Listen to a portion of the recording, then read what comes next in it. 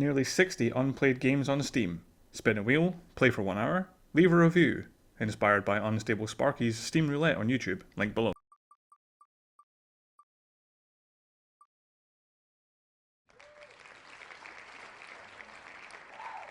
Stuck in Time is a terrible, terrible first game to put on this channel.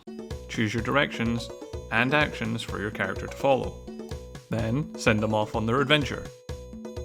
Every action drains mana, but can be restored on Fireflies. It can also be increased by interacting with altars, with your levels. Once you run out of mana, the loop ends and resets.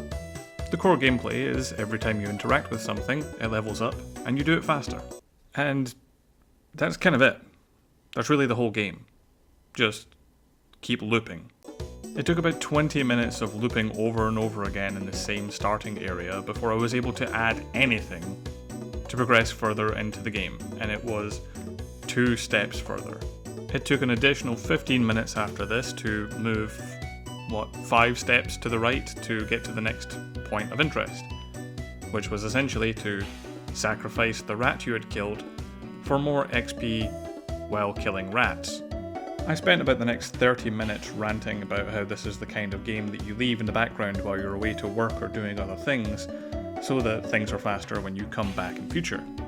The kind of game you leave idle for 100 hours to move 10% faster through the beginning of the game.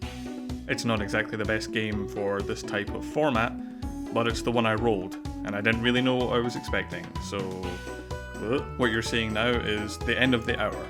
This is as far as I got after 1 hour of gameplay, because as I said, this is the kind of thing you leave running for about 10 hours, 20 hours, 100 hours to progress.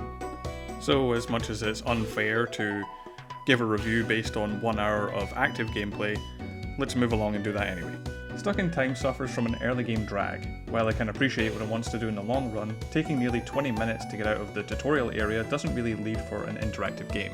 This exists purely for background progression, so if that's what you want to have your playtime used for, this is the one. I desperately wanted a speed up function, but the game's whole loop is that you speed up each time you go around the game. But it's not for me.